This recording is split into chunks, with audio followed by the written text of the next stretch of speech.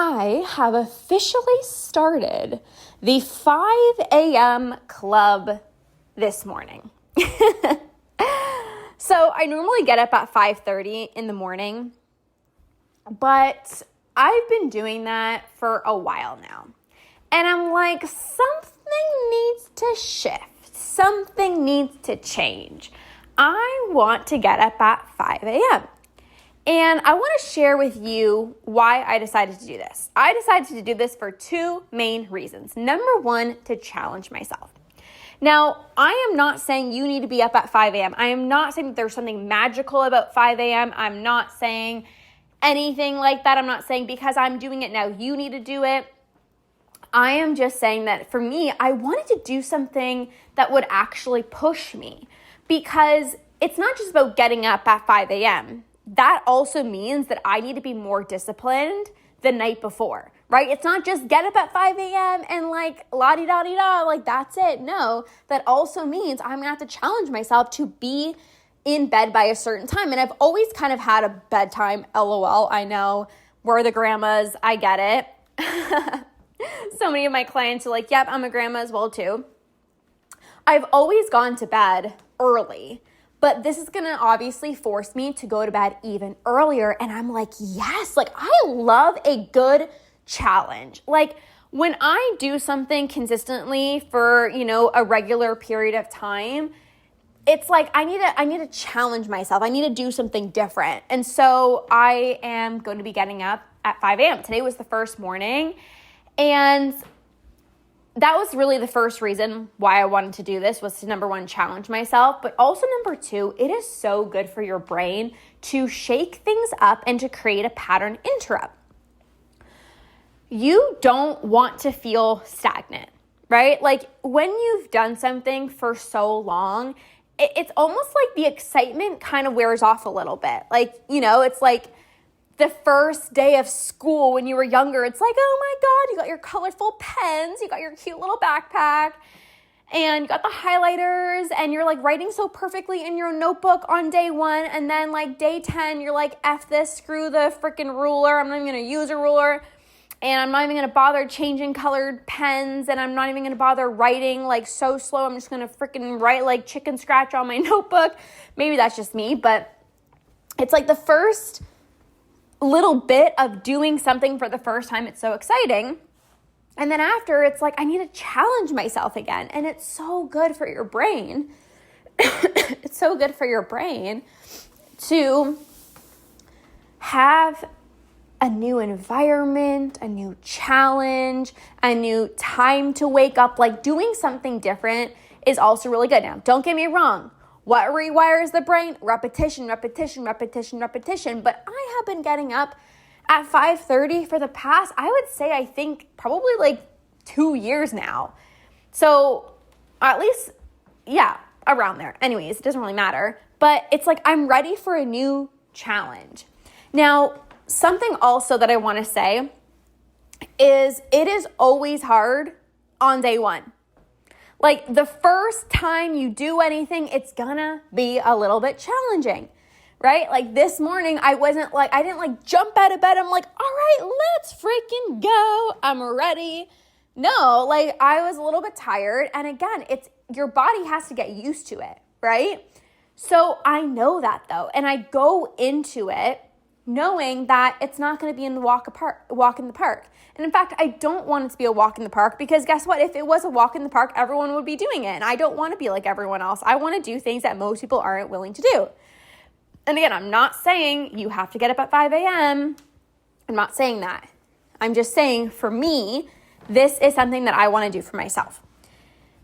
So I knew that the first few days are going to be a little bit challenging. Like I think back to even the first time that I started getting up at 5:30, like it was an adjustment. I remember having a conversation with somebody. This was a few years back.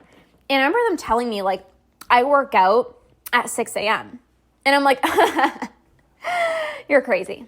Like I've always been a morning workout person, but when they would tell me that they would work out at 6 a.m., I'm like, okay, that's actually crazy. And now I work out in the mornings really early. And I've been accustomed to it. It's not challenging anymore. I freaking love it, right? But I had to go through that initial hump, that initial kind of challenge, or like that wonkiness at the beginning, in order for it to feel like, okay, it's actually not that challenging anymore. Just like, guess what? Your binge urges. The first time you try to not give into an urge, it literally feels impossible. You're like, there's no freaking way. Like, there's no way. And then you do it once and you're like, oh my God, that was tough, but holy shit, I did it. And then the next urge, maybe it's still challenging. Maybe you do give in. But maybe the third one feels a little bit easier. And then you keep on practicing and eventually your urges become less intense. And again, this is not about being perfect, right? So I'm not saying, and again, I listen to my intuition. So I'm not saying that I'm going to be doing this, every single day for the rest of my life. I'm not saying I'm going to do this on the weekends. Like, I'm really going to tune into my body and listen to my intuition, but I want to challenge myself. I want to push myself. I want to do something different.